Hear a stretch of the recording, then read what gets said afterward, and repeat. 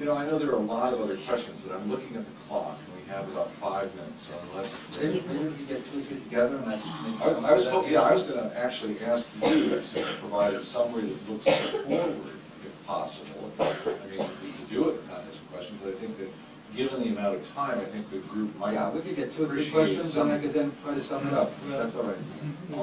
All right. I don't want to be cast as being Lara. Okay, all right. Okay. Hi, my name is Panayota Gunari. I'm an associate professor at UMass Boston. And I'm sure you know that there's a new book out. The author is the former Greek representative to IMF, Mr. Ρουμελιώτης. And this book talks about what happened, you know, backstage, basically, behind the scenes of our resorting to the IMF.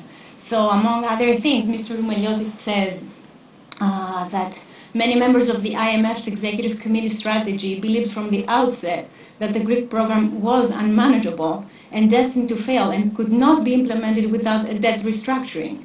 So Mr. Ρουμελιώτης said that he advised you on Strauss-Kahn's advice to negotiate the restructuring of the debt, and that you and the then finance minister, Mr. Papakonstantinou, did not do anything about it. So you had very strong negotiating weapons on the table, and you didn't use them. He also says that he questions even the necessity of resorting to the IMF support mechanism. He says, as a country, we shouldn't do that. We could have done what is called a precautionary mechanism, which we, again, didn't do, with the detrimental consequences that we have right now in Greece, because I cannot consider a success the fact that we have 24% unemployment. We have 439,000 children living under the threshold of poverty. So I'm wondering, are these statements that Mr. Ρουμελιώτης, who was working closely with you, true? And if they're not true, are you going to seek legal action against him? Like you ask some more questions, George? Well, maybe I should have that as a separate answer. First of all, he's made some public statements, but if you read his book, it's not far from the truth. But he doesn't know all the truth, of course, because he only saw one side. The fact that I actually asked for, I discussed debt restructuring, but you know who was against it? The ECB. They would not talk about it at all, and most of the partners, almost all the partners of the European Union, they said no. One of the reasons why was, I mean, the ECB, for obvious reasons, they didn't want, and they were against it for a long time.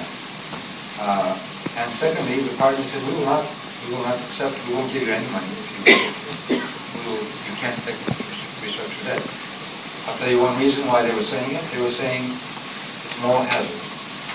You show us that you are reforming your country, because, as one German industrialist told me at some point, we'll give you a haircut as long as you make sure you don't grow hair again. That's basically saying go into debt again. So they had to show that we were credible. We were not, from the previous government, a credible country. I could not credibly say, I mean, I was putting my credibility on the line, but I had to prove, we had to prove that we were going to take action. Secondly, Mr. Ρουμελιώτης says that the interest rate of the loan was very high. It was. And I asked to lower it. Again, Strauss-Kahn said, we will lower it at a later stage once you show that you've moved. And it did happen. We did get the lower loan. I would have liked from the very beginning. Although there are economists that said we never should have done the haircut, because that has created a question of credibility not only for Greece but maybe for other countries too. But that's a different question. That would mean much more money from the European Union to take up our debt and pay for our debt and stretch it out and for a long period of time. So, if you read Ρουμελιώτης carefully, you will see he said, yes, he knew that some countries were against restructuring, and yes, he knew that this was difficult. So, I think he didn't know the other part of the story. And now, that you can judge whether he was right. He was a representative, an ambassador of the country at that time. But he didn't negotiate with America. He didn't negotiate with Trichet. He didn't negotiate with others. My dilemma was that if I did not get into this mechanism, the other, and the so-called, what do they call it, the precautionary or the money that we precautionary was very little. It had nothing to do with 110 billion. It was maybe 10 billion. We got 110 billion. You know, I'm saying about the special drawing rights that he had, that Greece could draw on out of his IMF account. They were like $18 billion. It was nothing to solve the problem. The IMF was not the game. It was Germany and the other European partners and the ECB. So Ρουμελιώτη had no knowledge. Yeah, I would just add on to this that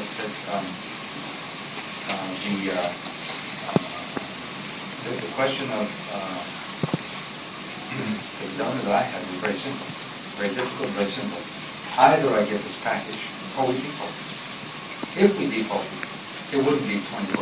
I mean, I don't like 24% at all, or 20% or whatever, or even 10% of unemployment. But we would have a major catastrophe. People would have lost completely their savings. We would most likely exit the euro, and we would have most likely kicked out half of the public employees of Greece. So that was it was between a difficult situation and a hard rock, as they say. Do you really want to take another question? Do you want us to wrap up? I'm trying to watch the clock.